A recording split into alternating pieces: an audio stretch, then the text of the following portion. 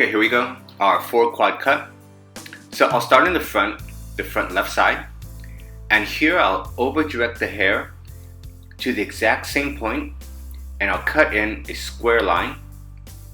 So from the natural parting straight out, and I'm working off her shortest existing layer, and from here I'm cutting in my square line. Now since I'm working with a curved section, the section that veers towards the ear is over directed high and onto the exact same cutting line. Okay, so the key to this haircut is consistency. So since I'm standing, I began my haircut standing right in front of what I'm cutting. I'm standing in front of her ear. Okay, that's like a landmark. From this point on, from my guideline, I keep my feet in place. So that way my over direction will be even that much more consistent. And notice again, as my sections curve down, I'm still elevating to that same high square line plane, and I'm cutting in a 0-degree horizontal line. So the technique through the front right portion will be 4 sections, all over directed to 100% the exact same place. So to execute this brilliantly, make sure, 1, that you're standing in the same place. 2, make sure that you're combing the hair super clean from roots to ends. Cutting long hair, I personally find the most challenging part is how I comb the hair. I have to make sure that every strand of hair that I stroke out is parallel to the teeth of my comb from the roots to my guideline.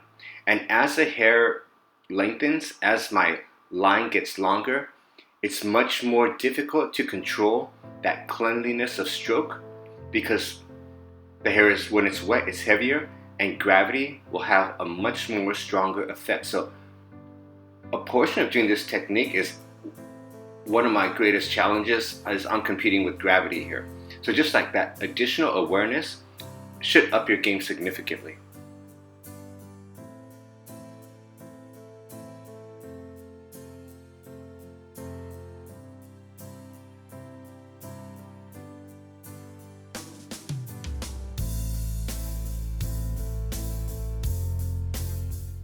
Okay, so now that the right side is done, I'll comb the hair to natural fall.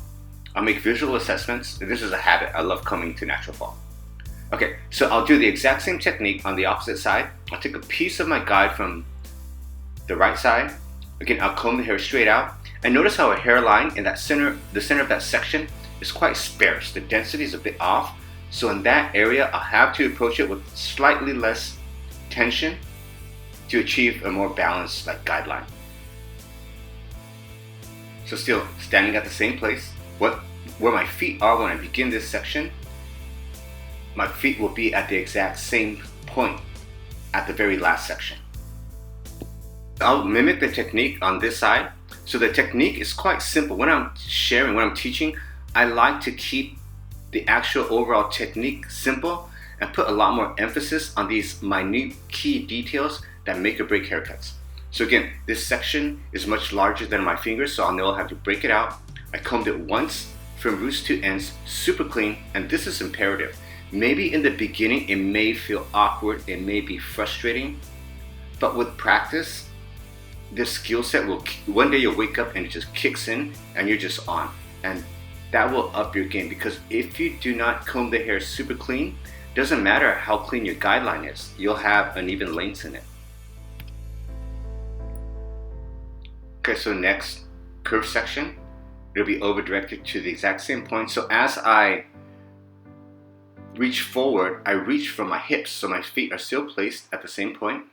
Comb the hair super clean, and as I stroke the hair, my eyes are visually assessing that all the hair that I comb is parallel to the teeth of my comb. My elbows, scissors, fingers, sections, they're all parallel. And remember, we're cutting in a straight line here. So once you get this technique, again, it gives me a lot more time to pay attention to my elevation, to my over direction, to my stroke count, to my stroke cleanliness. So here I'm working in 3 techniques. So I'm working in layers, graduation, and concave at the exact same time. The layers come from the top of the portion where I comb everything straight out, and those are my layers. And I get my graduation through the over direction. So the shortest portion is to the front, longest is in the back. Okay, and the concave that I achieve is, since I'm working with curved sections, when this at the parietal ridge, when the section starts to dip, that over direction will give me my concave. It'll give me a perfect concave that runs along the contours of the head shape. As we elevate the hair above 0 degrees, we're creating a 3D shape in our fingers on top of a 3D shape, which is a head shape. Okay, comb the hair natural fall, visual assessments. It's nice and smooth, nothing's popping or kicking out. Okay, so I'll take my guideline again from the left front area. Here I'm working in diagonal sections, so this is quite similar to round graduation, but it's not graduated. So I'm still working with curved sections, and I'll take that very longest length through the front, and out from there I'm cutting in a square line. And every other section, again, will be over directed to this point. So again, I'm still through the back, building in graduation, layers, and concave all in one shot. Make sure you're standing like right at her shoulder. Again, plant your feet, because since we're working with over direction with this technique, there's no point of running around the, jumping around the head. So keep your feet in one point. Now this section's bigger than my finger, so I know I'll have to break it up. Comb it nice, clean, calm, cool, collected. I match my comb angle to the angle I intend to comb, and then my fingers follow my comb. I see a clean guideline, and I'll go and hit that. And then next, the center portion, again, is combed out clean, over directed, following the guideline, hit that. So with this technique, I'm building, again, layers, graduation, and concave at the same time. So I'll build heaviness through the top, which will give her overall effect a bit more sleekness, and it won't flip out. I'll break up that section again. Remember, our technique is quite simple, so I have a lot more energy to focus on these key elements. And another thing I want to bring up is that, notice how with this haircut, I didn't begin in the back cutting in a square line or oval line or whatever line. I began my haircut standing in front of her eyeballs. And this is by intention. A lot of time if you're working with longer hair clients, especially a new client, the thing that they're most terrified of is you cutting all the hair off. So to remove that anxiety, I highly recommend to begin the haircut 3-dimensionally.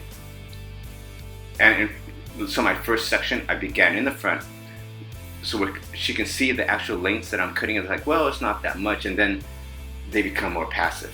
Because there's nothing more challenging than doing your best to execute a haircut when the client is kind of like freaking out.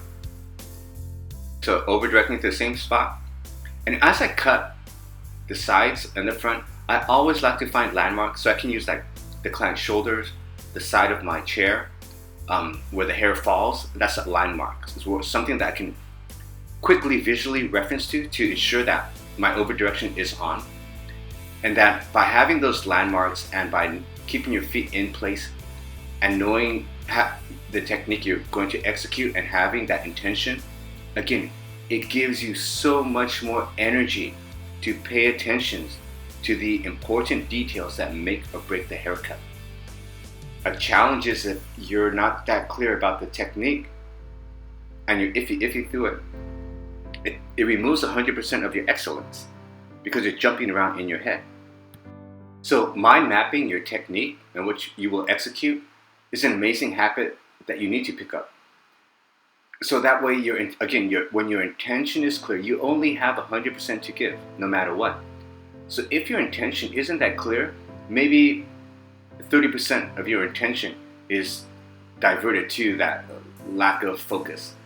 And it takes away 30% from these key elements as to like your elevation, over direction, body position, elbow position. So by running each section, what I do mentally before I cut one section, it's already done.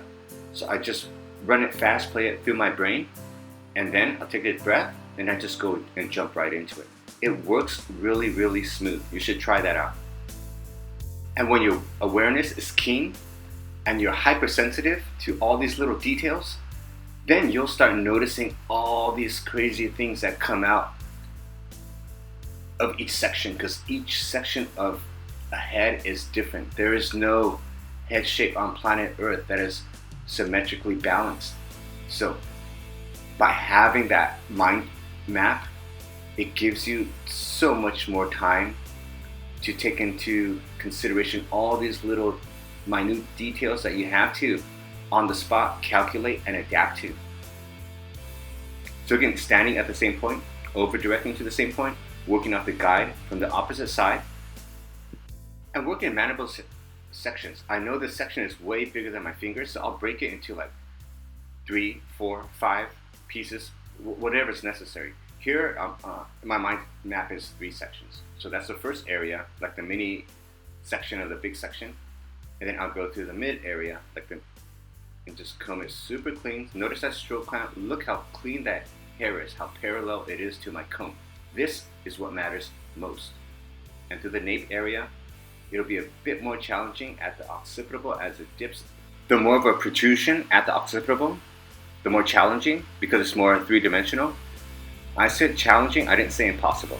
And then once the hair is dry, we can always go back and refine that shape.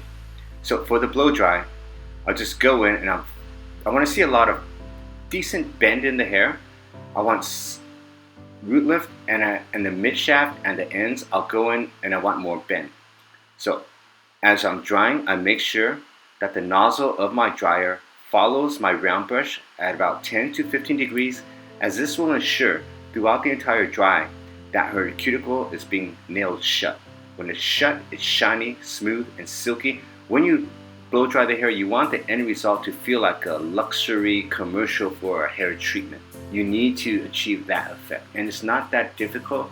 It's a matter of adapting your technique and kicking in these few key elements. At blow dry, I like to minimize my movement. So if I need to move forward, I'll lean forward. If I need to move back, I'll lean back. I want to minimize the movements of my hands so I can conserve my energy.